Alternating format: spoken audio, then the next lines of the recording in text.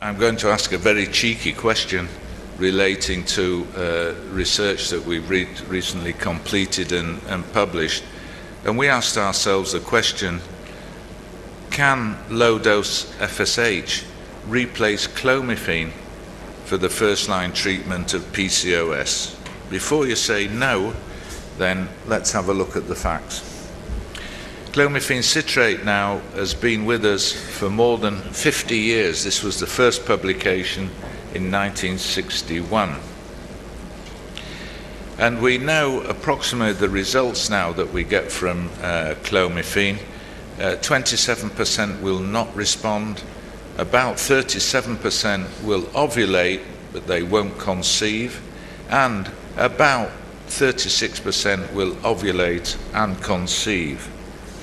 So these are the figures we put together a while ago. Very large number of patients, 73% ovulate, 36% pregnancies, about 20% will miscarry, and the multiple pregnancy rate is around 8%.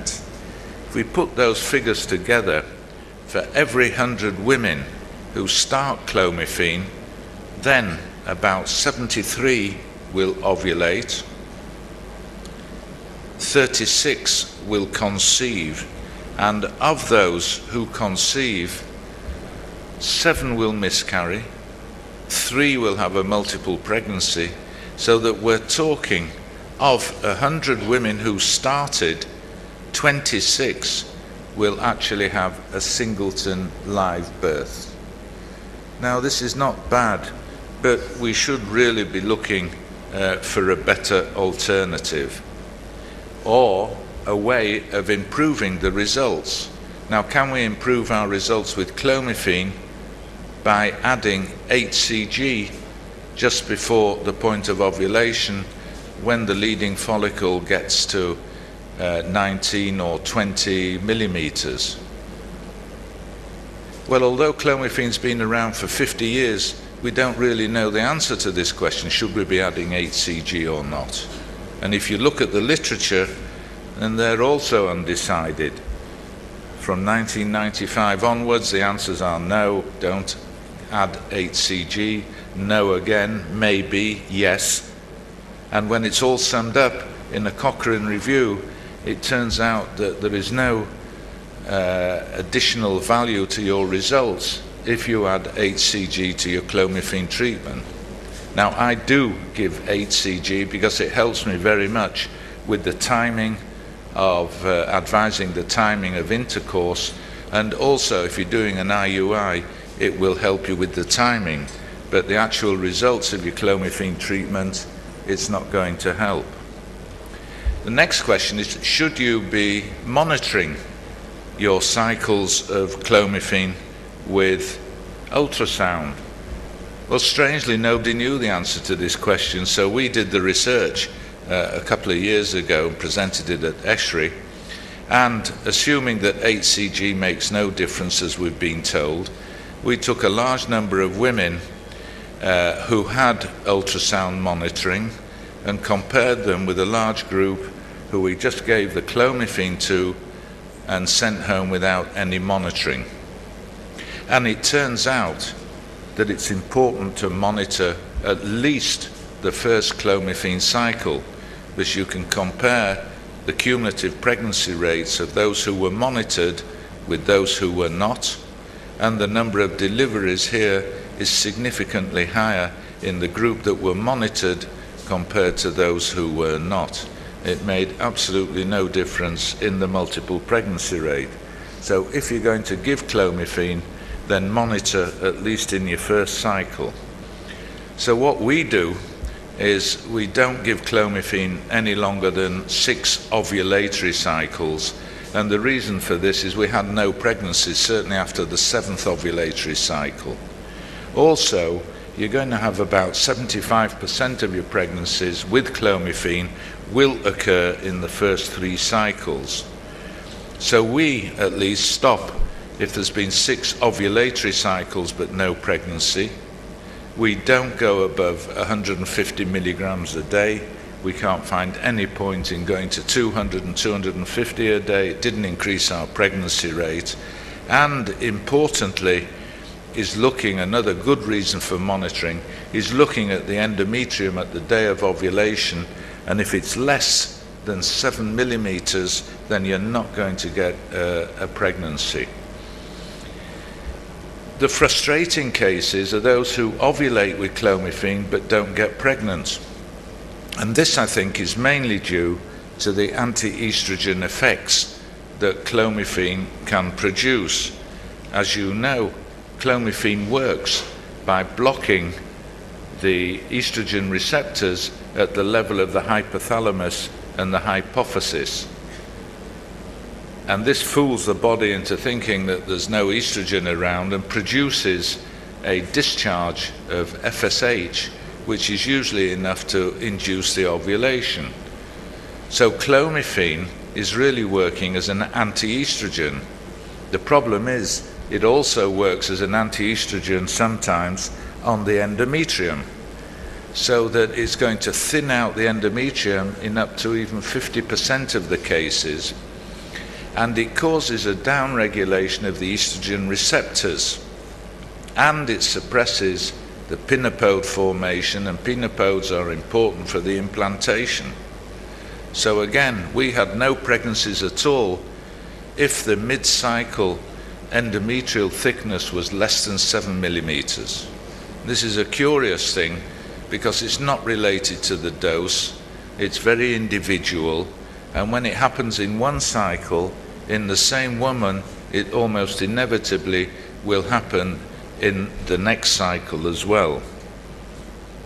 If you fail to ovulate at all with clomiphene, then you're much more likely to have high androgens, to be obese, to have a high LH, a high insulin, and of course be older, and all these really make ovulation induction with clomiphene harder.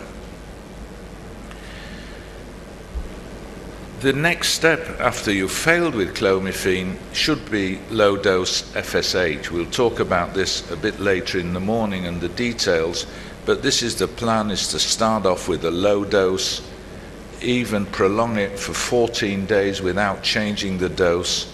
If you don't have a follicle of 10 millimeters or more, then go up by only half the original dose, and again the same after a minimum of 7 days. And the results that you get are encouraging. You get a uni-ovulation rate, which is the whole idea. You eliminate hyperstimulation, and you have a low multiple pregnancy rate.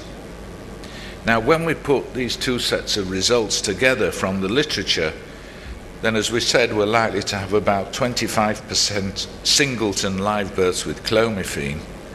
And from the literature, we have about 34% with low-dose FSH. But of course, the ones who were given low-dose FSH had already been clomiphene failures. So we don't know what the result would be if you actually started off with low-dose FSH. So we did a projection, and of course the 25% singleton live birth rate with clomiphene stays, but I projected that if you start with recombinant FSH, you'll probably get double that number of singleton live births without making any difference in the multiple pregnancy rate. That was the theory. The only way to find out was to do the study. So we took treatment-naive women with PCOS. They'd never had any treatment at all, and we randomized them into two groups. One group had clomiphene for a maximum of 3 cycles, and one group started with low-dose FSH for a maximum of 3 cycles. And this was done in 7 different countries, in 10 different centers, and my thanks to all those who took part, from Argentina, from Colombia, from England, from the Netherlands, Germany, Scotland, and from Malta. Everybody contributed. They randomized 302 cases.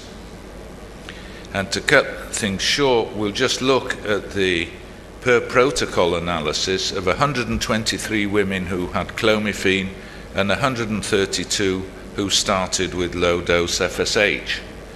The clomiphene in the first cycle we gave 50 milligrams. If they didn't ovulate, went up by 50 in the subsequent cycles. FSH, we started with 50 for 7 days, changed up to 75 if there was no response, and if there was no response again, went up to 100 per day. And if we look quickly at the results in these women, 310 cycles with clomiphene, 288 with low-dose FSH, you can see that there was a significant difference to the good of the low-dose FSH. We were actually surprised here. We predicted 35, 36%.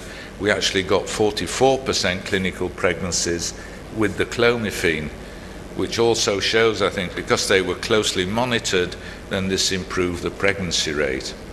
But even so, if you look at the number of pregnancies per cycle, then very much better with low-dose FSH compared with clomiphene.